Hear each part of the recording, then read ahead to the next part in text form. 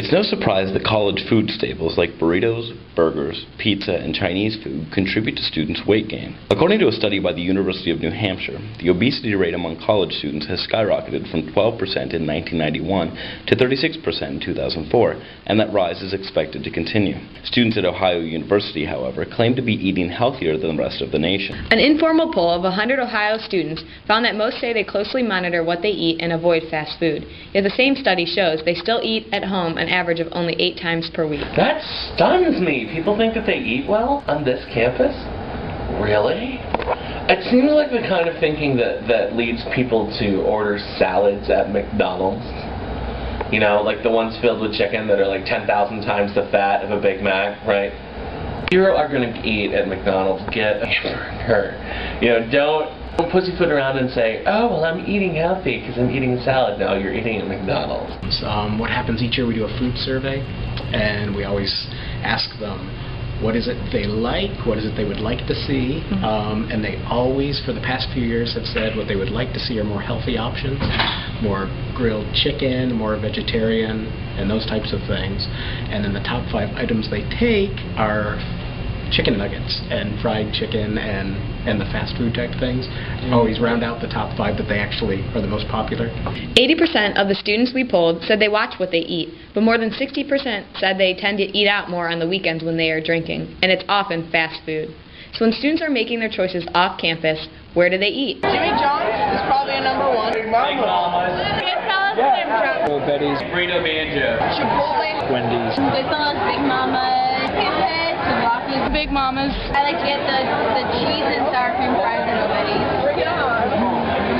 We had Wendy's for lunch, but I felt disgusting afterwards.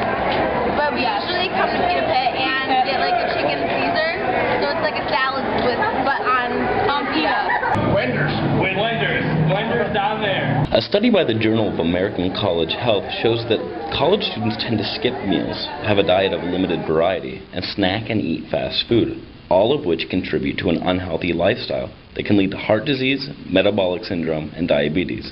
Long-term effects aside, the short-term effects of students' poor eating habits can make their studies much more complicated. An iron deficiency leads to anemia, which will make a student listless and concentration difficult.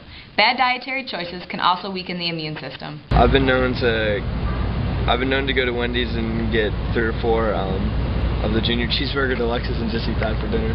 There's a lot of ramen noodles in my hall. It smells terrible, and it's always in the water fountain. So they eat a lot of ramen noodles, popcorn, whatever's the cheapest. Like residents, especially freshmen, don't realize how much money stuff costs. But like I said, a lot of Wendy's because it's right uptown. Recently Chipotle, but it's a little too expensive for most people. Part of it is, are you on a meal plan? Because I don't think many of us are responsible enough to go out and do full grocery shopping and that sort of thing. This year, not being on a meal plan has just been atrocious, you know. There was a time when I had no money and I was literally like boiling rice and eating it every day. And there's only so many times you can eat that General Tso's chicken in the dining hall and grilled cheeses before it just gets to a disgusting point, you know, in your life when that's all you're eating. I think they go buy food, they don't make it at home. Like on a weekend you go to Wendy's for dinner, that's what you do. You get a Quiznos, whatever else. So I think most students eat out a lot more than you do later on in life, for sure.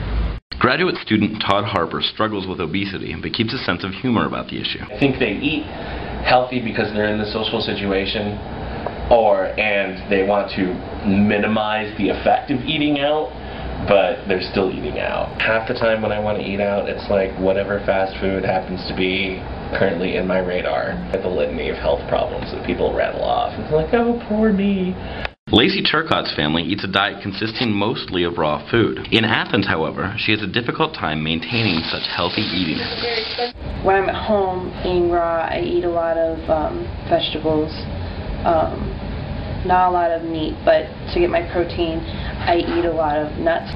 I try and eat healthily even when I'm busy. It's just hard if like I'm in class all day. My class schedule this quarter was like noon to 7 straight, and so I would be kind of trying to grab anything I could. When I'm in Athens, Kroger doesn't have, I mean, they have a good organic selection, but they don't have anything as far as like raw cheese. An okay selection in produce, but it's not anything impressive. And most of the time I have trouble finding exactly what I want when I'm there, and Walmart's even worse. And the produce that they have, I'm not sure I would want to eat anyway.